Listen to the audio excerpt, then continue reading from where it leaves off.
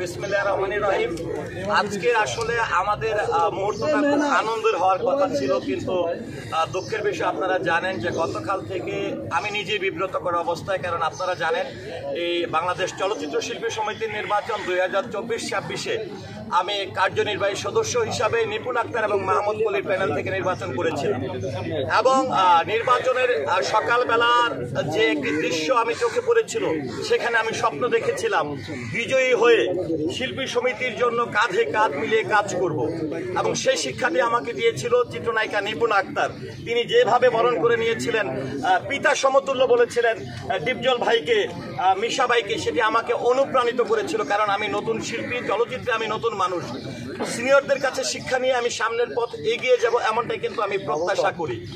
আরেকটি বিষয় যেটি একটু যদি বলতে চাই, যে আমাকে অনেকেই কিন্তু কাল থেকে প্রচুর পরিমাণের ফোন দিচ্ছে, যেহেতু নিপুণ আক্তার মাহমুদ কলির প্যানেল থেকে আমি নির্বাচিত হয়ে আজকে কার্যকরী কমিটির সঙ্গে আমি কাজ করছি, সেখানে কিন্তু আমি অনেক বেশি প্রশ্নের সম্মুখীন হচ্ছি।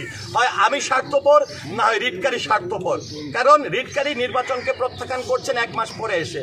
আর আমি যদি স্বার্থপর হই, তাহলে আমি অন্যায় করছি সকল শিল্পীদের কল্যাণে, সংগঠনের কল্যাণে কাজ করতে এসে।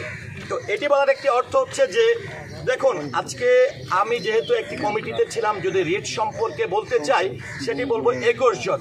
আমি নির্বাচনের পরে আমাদের ক্যাবিনেটে যারা নির্বাচন করেছিল নিপুণ আক্তার এবং মাহমুদ কলি প্যানেলের সঙ্গে আমি সকলের সঙ্গে যোগাযোগ করেছি, কারণ আমি বেঈমান না, এবং তাদের কাছে আমি দিক নির্দেশনা চেয়েছি। সেখানে সম্মানিত যিনি প্রেসিডেন্ট নির্বাচন করেছেন, তিনি আমাকে একটি কথা বলেছেন, সনি তারা তোমার পর না, যারা নির্বাচিত হয়েছেন তারা সম্মানী মানুষ, তারা সমিতিকে ভালোবাসে, ইন্ডাস্ট্রির জন্য নিবেদিত বলেই তাদেরকে ভোট দিয়ে পাশ করিয়েছে, তুমি সকলের সঙ্গে কাঁধে কাঁধ মিলিয়ে কাজ করো।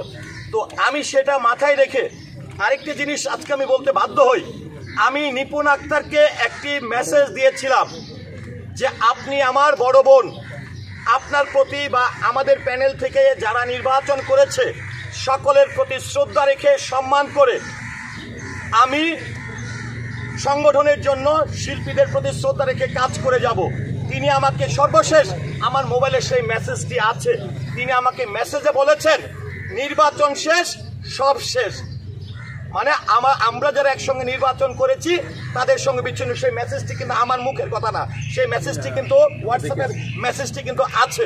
তাহলে কি আমরা শুধু নির্বাচিত হওয়ার জন্য, চেয়ারের জন্য নির্বাচন করব, যেটিকে সিজনাল বলা হয়? আমার তো আস্থা ছিল, আমার বিশ্বাস ছিল। আর দ্বিতীয়ত হচ্ছে, আমরা যারা পাশ করেছি তারা কিন্তু একই দিনে এট এ টাইম আপনারা দেখেছেন ওই প্যানেল থেকে আসা 3 জনকে নিয়ে কিন্তু শপথ গ্রহণ করেছে এই ক্যাবিনেট।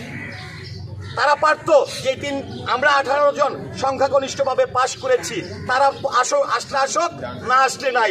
সেটি কিন্তু আমাদের ডিপজল ভাই, মিশা ভাই, এই প্যানেল সেটি করেনি। আমাদেরকে বারবার ফোন দিয়েছে, আসো আসো কাজ করি। এখন চলচ্চিত্রের খুব খারাপ সময়ের মধ্য দিয়ে অতিক্রম করছে, শিল্পী সমিতির মানুষের যে দৃষ্টিভঙ্গি সেটিকে পরিবর্তন করে পজিটিভ করতে হবে। আমরা এসে শপথ গ্রহণ করেছি।